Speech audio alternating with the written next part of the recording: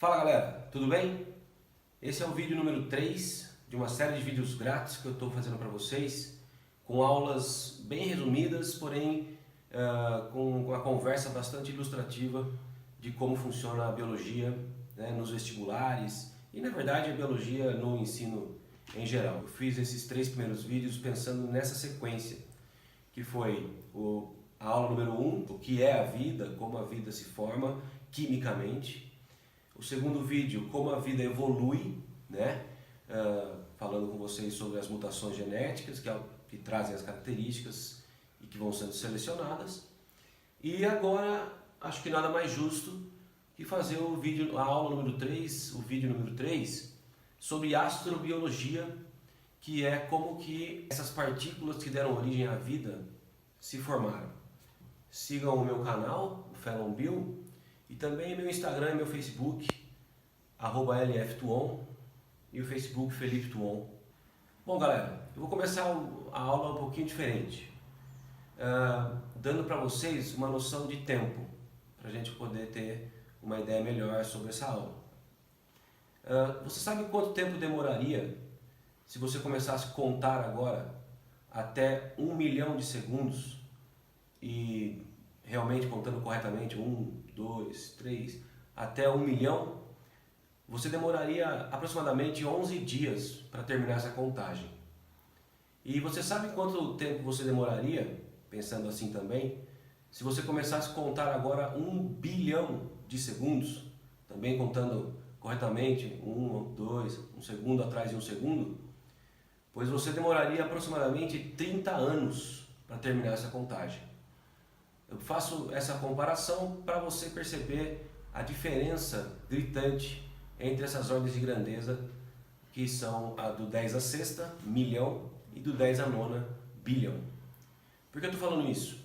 Porque a aula de hoje começa com um evento que aconteceu, evidências provam que aconteceu, há 13,7 bilhões de anos. É um tempo que o nosso cérebro realmente não é capaz de compilar, não é verdade? Mas aconteceu há 13,7 bilhões de anos um evento de explosão magnânima, que o nosso cérebro também não é capaz de compreender a potência desse tipo de explosão, que se chama Big Bang. Toda a matéria existente no nosso universo conhecido hoje estava tudo comprimido em um espaço menor do que um átomo.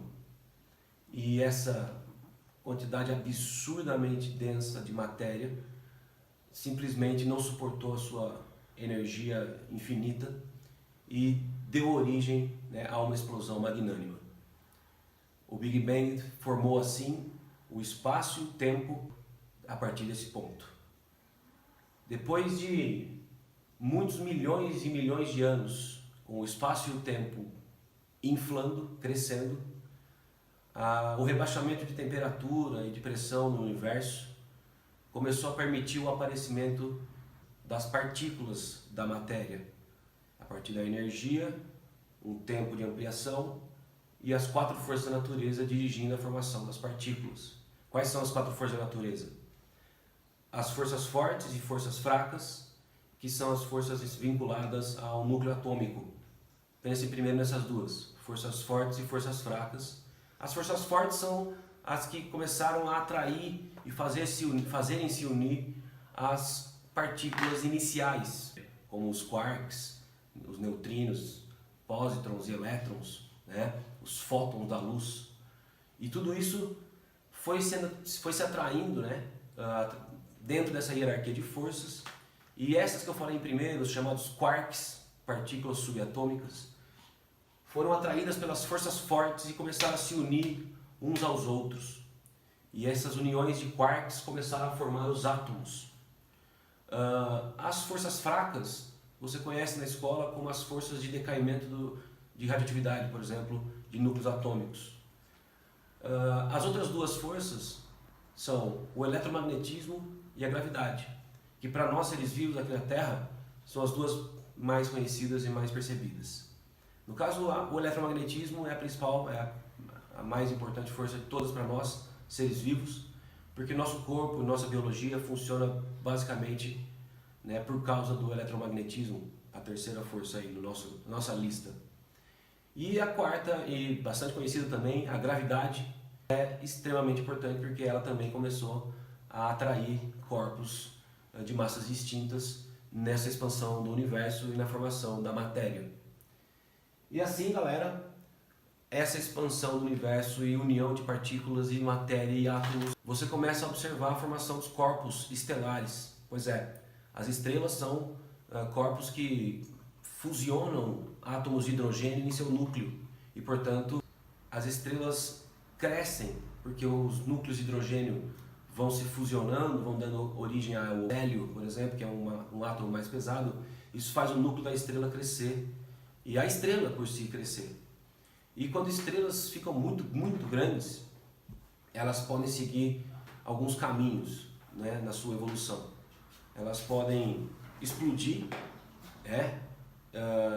numa explosão também muito potente, chamamos de supernova, e a explosão de estrelas reúne energia suficiente para que átomos lá no núcleo da estrela se fundam um com o outro, ou uns com outros também, dando origem a átomos mais pesados ainda por causa da explosão. O que podemos pensar que é um fenômeno que semeia matéria de vários tipos, átomos de várias formas pelo universo. Ou então essa estrela tem que ser gigantesca, mas muito mais gigantesca do que a que eu falei anteriormente, para dar origem através de uma implosão sobre si mesma, a sua massa. A massa da estrela fica tão grande que ela não suporta a sua própria gravidade e ela implode, virando um buraco negro. Nós não vamos por esse caminho, ok? Nós vamos pelo caminho da supernova, espalhando matéria pelo espaço, pelo tempo. A partir do momento que a estrela explode, novas partículas e átomos e matéria se reúnem em órbitas controladas pela gravidade e você tem a formação de novas estrelas muito mais jovens e início de vida da estrela, formando pequenos grãos de areia que ficam ao redor, pela ação da gravidade, ficam ao redor dessa estrela. E assim, esses grãos de areia, esses grãos de poeira, podem ficar numa zona habitável da sua estrela, uma zona em que a temperatura não é nem tão quente nem tão fria. A água aparece sob as três formas que nós conhecemos: estado líquido, sólido e vapor. E assim, corpos rochosos ao redor de uma estrela na zona habitável reúne condições para que aquelas moléculas químicas que eu falei na aula 1, lembra? Vão se formando em moléculas orgânicas, vão se formando num planeta, já percebeu, né? Que é um planeta que está reunindo condições para permitir tipos de reações químicas e interações de Van der Waals que vocês aprendem nas aulas de química, ligações iônicas, ligações de hidrogênio, e essas estruturas, essas partículas vão se fusionando, moléculas orgânicas, e vão dando origem a moléculas orgânicas cada vez mais complexas, como, repito, falei na aula 1, lipídios que vão formando membranas, proteínas e açúcares que vão reagindo e gerando energia, o ATP, e uma molécula replicante, uma molécula que faz réplicas de si mesma.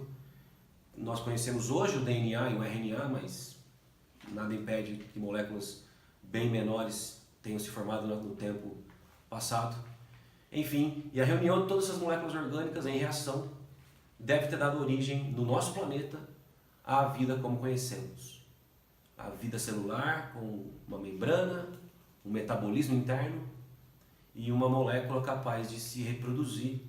O DNA forma uma réplica dele mesmo e a partir desse momento, em algum momento da evolução, a replicação do DNA coordenou também a divisão da célula e, portanto, a reprodução. Daí para frente foi só evolução e mudança de características através dos genes e a seleção natural filtrando todas as características adaptativas. Sou o professor Felão, um abraço, nos vemos na próxima.